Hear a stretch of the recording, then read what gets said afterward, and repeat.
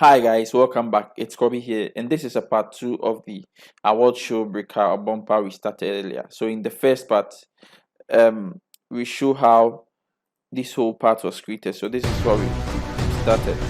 So it's like a scene of a soccer tackle, and it ends with the Ghana Football Award logo. And there's another one which, like, it's a free kick playing a free kick. Of course, ends with the logo. So in the first video, we showed how the characters were actually um, made in Mixamo and how we added animation and all that, and later brought it into Cinema 4D, and how we combined the two, one striking the ball and one tackling, and with the free kick one, how the characters were posed and how the ball was struck and everything. So that was the part one. So if you've not watched it, I advise you watch it. Then you come to the part two. So the part two is going to be how we added light to the scene and materials, and later rendered it into and exported it into After Effects. So the render I used was Redshift. So quickly, I have my interface set, like my typical interface for, like, with Redshift and everything added. So usually I have this for the standard, like, interface. This is how it is. But if I'm using Redshift, I actually make it this way. So this, I have some basic lights and stuff in here, and material, and all that, like, set up a bit so that it will be a bit easier for me using Redshift. So I might be creating lights and everything from here easily. Right, so now with the Redshift, I added a couple of lights to the scene. So I'll go ahead and bring the render view to the scene, which you can go to Redshift render view. You can actually get everything from here, but I have it added to the interface here. So I'll just click it, and I have the render view open. So if I hit click render, you can see now this is the scene with no light. So it's basically giving it a default light, and we can see what's going on, but we have to start adding our lights. So I first added, like, a huge light for the whole scene. So it's a very huge scene. So let me get out of the camera. I can see um these cubes and everything were made, like, with clones and that. So it's this huge scene, right? So I'll actually add. So I added first light, and the first light I added is this particular light, right, which I've named them SL, like, is for the scene. So it's a very huge light. So I added that one, and you can see it's casting shadows and everything. And if we come to the properties attributes down here, you can see um general, the intensity was a bit like 23, like 23 to 24 units of intensity. So let me actually look into one of the cameras, and you can see. So without it, you can see it's like these are just the default light, and now we added our first light, and you can see it's casting shadows and everything, right? The next thing is I added in so right now I'm actually focusing on, like, the whole scene. This is for the whole scene, right? So I added in, like, couple of dome lights to act like fill lights, because I had a very limited time, and I didn't have, like, the powerful machines and stuff to do, like, serious rendering and everything. I decided to do things that will help me avoid, like, global illumination, so that, like, it will be very fast for me to render. So I decided to add a bit more fill light. So I used the dome light, and this particular one was just dome light with just white, like a bit of blue tints, right? And I added it to actually add, like, sort of like fill light, brighten the whole place a bit.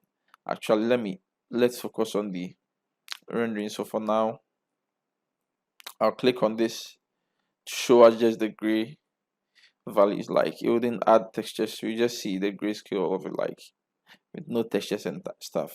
So I added this to add a bit of fill light to it, and I added, like, sky. It's a sky. I can actually click edit, and it opens in my 4D. So it's just a sky background, which you can find some online and everything. So I added this one in, to add like that tint, like the skyish tint to it. And I went ahead and add another doom light, which also had like another interior, like I look to it, so I added that one. It's more of let me open that one as well. So it's like an car park space and stuff to also help brighten up like the scene a little bit. And again, I added another dome light, but this time I used the Grayscale Gorilla HDRI link to add another dome light, and I used one of the HDRIs in there to also add to it. So basically, because I was going to use global illumination and everything to avoid like long calculations and long render times, I just added those lights to actually brighten my scene a bit up, a little bit more for me to avoid long render times. Then now I come down to the characters itself, which I created a couple of area lights. So this is the first area light, and this one is from the top. And with this one, I actually added some cubes. Let me actually get out of the camera and get close to the scene itself. Oh, actually, wrongly, so I have to zoom in here. So you can see I added, so this is the light, and I added cubes, made it long to actually sort of break the flow of the light. So it gives it a bit of cast a bit of shadows and stuff on the characters, so that it wouldn't be like a direct straight light. So it breaks it a little bit. I then added another where is it? Added another light. It's like a blue light from the other side to fill the other parts where it was casting shadow and everything. Another light on top to sort of brighten everything. Then all these three lights were focused on the characters themselves. So that's basically it. A lot of HDRI domes and like simple basic area lights, because I was trying to avoid global illumination to get faster render times and everything. And there's one thing I actually have to show. So with the for instance, let me actually hide everything, dome lights and everything, and we'll be left with just the main scene light, the huge one, right? You see it's casting shadows, like you see the way the shadows are casting down here and everything. And if for instance, let me actually hide it and create a new area light. To create a light, just go to R Redshift, go to lights, area lights, so it drops in a light for you. So here we have our lights. I'll make it big as I want, and now I'll bring it somewhere here. Maybe rotate it a little, and try to make it as big as I want. So I'll go ahead and scale it a bit more. Maybe use the dot here to control it like the way out. So yeah, let's say I like it this way, right? And when it comes to light, you have to play around with it a little bit. It's not straightforward. You play around, add some, take some out and everything. Sometimes exclude some object from getting light and everything. You play with light to eventually get what you want. So let's say I like the size and everything, right? Now we want it to cast shadow. If the light is too bright, so I'll select it, come to general and reduce it to like, let's say 25 and everything. But you see, unlike the other one, it's not casting the shadow properly like the way we want it. It's like very how do I show it? It's very wide and it's very open. The shadows are not casting like as straightforward as we wanted, and that's because when I select the area light and come down here to spread. You can see it's spreading, so the light is spreading, like it's, even though it's an area light, it's not really directional, it's spreading like 180, so it's going all angles facing like the wall, so it's not actually casting shadow directly.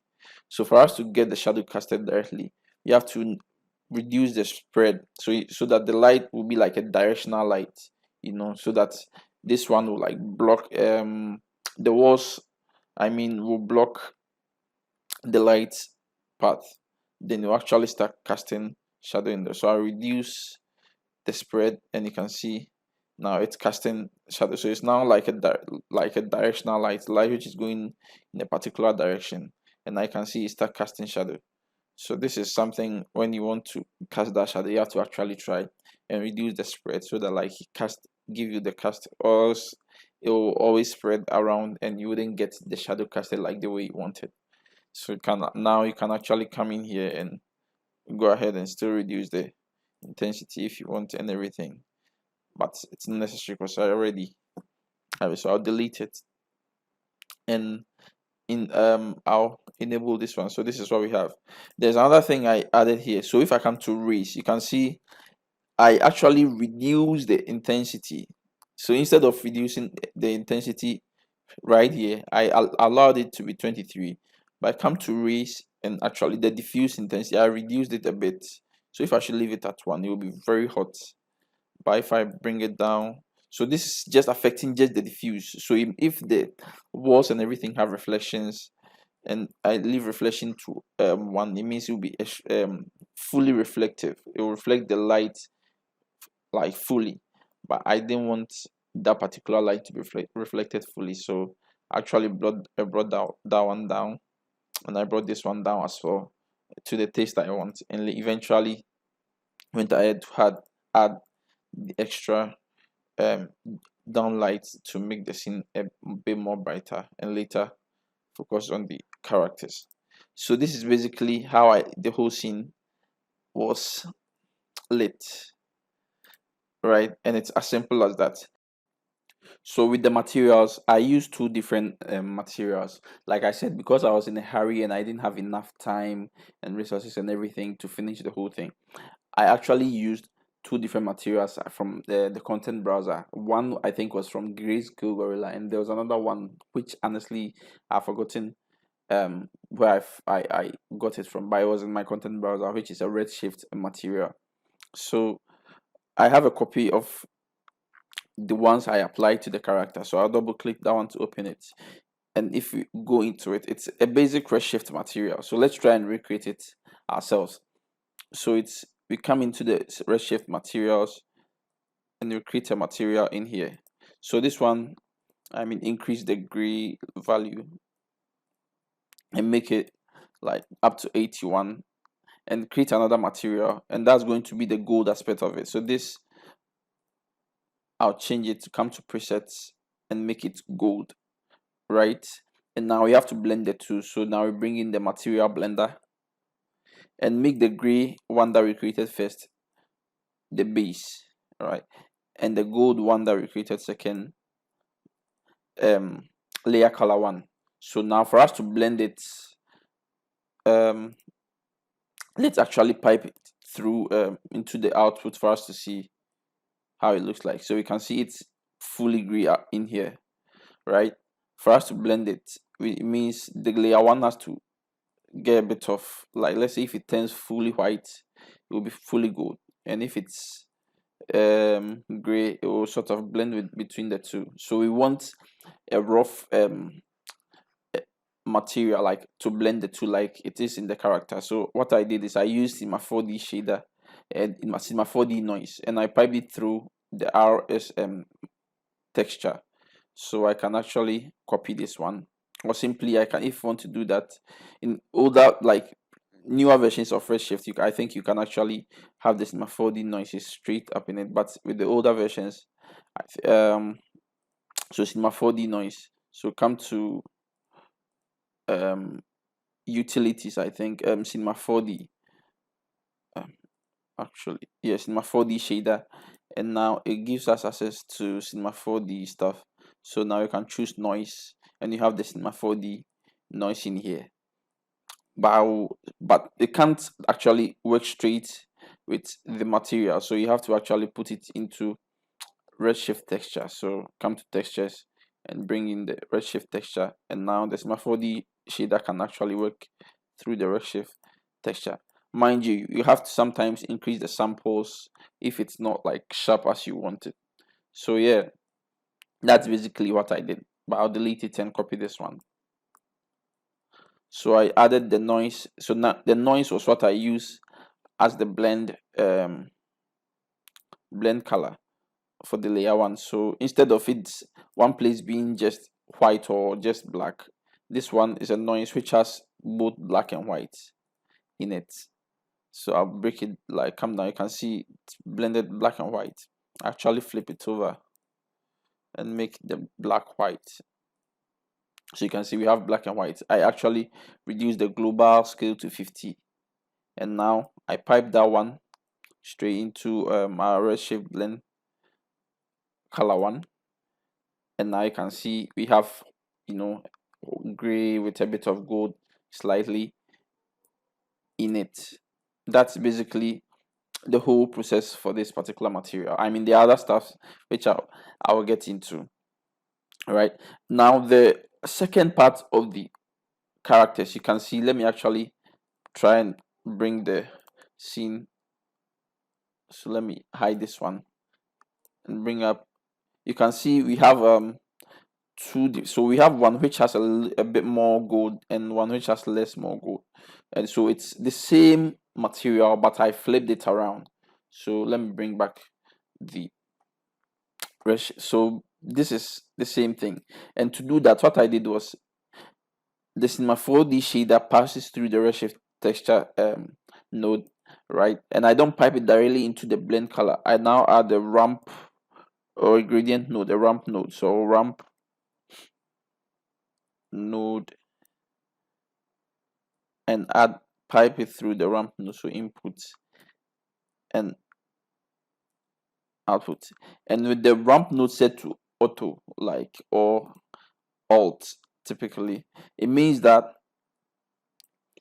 it now like sort of controls the black and white areas, which is already black and white. So it grades out. If it were to be a color texture, it would have graded it out and make it black and white completely.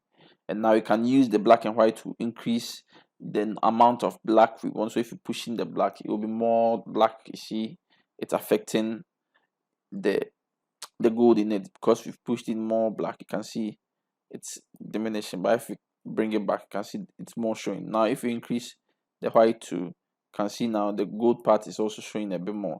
So that's what I actually use to control the gold and everything aspect of it.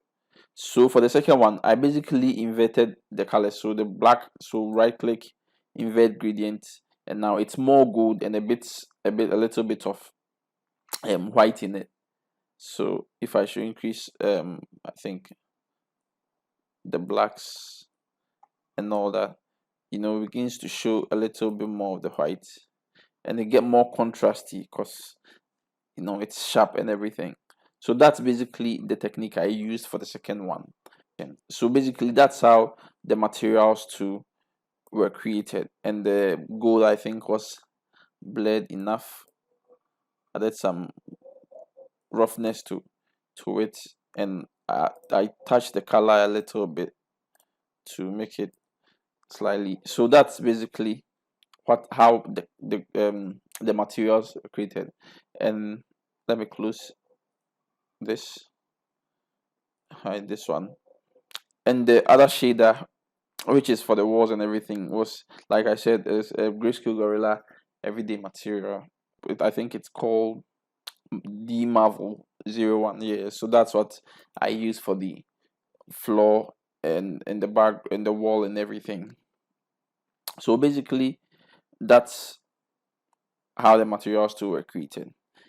What was very important was the depth, like pass, right? So I'll right click, I'll click on the render settings, and I'll go to Redshift, and I'll come to AOVs, and you can see in the depth pass the passes I rendered out here, but what's important was the depth pass. So I'll select the Z pass, and you can see in here I did a little bit of touch because the characters were small and I wanted to have like depth of field on it. By default is I think 10,000 to 0. I change it from I think by default it's on Z and everything, but I brought it to Z normalized inverted, and I minimum depth was 100 and maximum was 300, and this is dependent on your scene. So if you have a very huge scene that's like stuff are big and everything, this might have to be bigger, but if you have a very small scene, this has to be smaller so that you can get the kind of depth that you want. So after that, like, I actually rendered it and exported it into After Effects, so I can actually quickly open After Effects to show like how those passes came out and how everything came together. So let's get into After Effects and quickly finish it off. So here we are in After Effects, and this is how the tackling scene like when we brought it into After Effects. Right, if I scroll through the timeline, you can see how it looks like. So here we have just the tackling scene. I can also show you we have the passes for the characters, football in the background. We have other ones for just the background, one which I can separate either of the characters plus the football and all that, the passes for the shadows and everything. But one important pass I want to talk about is the depth pass. So I can actually bring it up for us to be visible. So you can see the depth pass. So I can actually choose which part I want to make focus and which part I want to blur or defocus. So if I enable my adjustment layer, you can see the character tackling is now and the background is now out of focus, and now the focus is on the one striking. If I move in here, you can see the focus is on the character tackling and the one striking is out of focus. I can actually flip it the other way around if I want. I can make this one rather be in focus, out of focus, and the one striking be in focus, like, because I have control over the depth pass. So that's what I was talking about, the depth pass. So that's basically what I added to the scene. The rest was just a normal gray background, and this one is part of a bigger scene. If I should click, it forms part of a huge bigger scene, which I can go back and back and back and all that, yeah, then later color corrections and stuff were added to it. So basically this is how it was created. Nothing fancy about it, and I added my sound and everything, and I went ahead and rendered it. That's basically everything about it. And also the effect that I use to blur or use for the depth of field is the FL depth of field. I think it's called fish lift. I don't know the proper pronunciation. So the FL depth of field, which it's simple. You can simply apply it to the adjustments layer or even the layer itself. Let me actually take off the adjustment layer and apply it. So I right click and come to fish lift and depth of field, right? Increase it.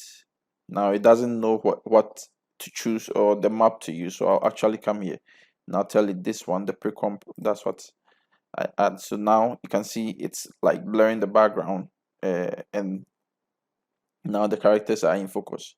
You can actually select which part you want to focus on. So I can actually click on this character and increase it, and you can see it's affecting everything and all that. So basically it was the fish lift, but I typically add it. I don't add it straight because I had alpha in the rendering. So for instance, let me hide there. You can see we have the background, like it shows like it's alpha, so I could have added some environment or something, but I chose to let it stay gray. We could have so if anything I'm doing to this particular layer, especially with respect to the FL depth of field, it's just happening to this layer, and but I want it to affect the whole scene. So that's why I added to the adjustment layer so that everything under it will be affected. So it's better I added it to the adjustment layer so that it affected the background and blended a bit smoother. So that's basically everything I did. I didn't add anything fancier again. All right, so thanks for watching, and I'll see you in the next one. Bye.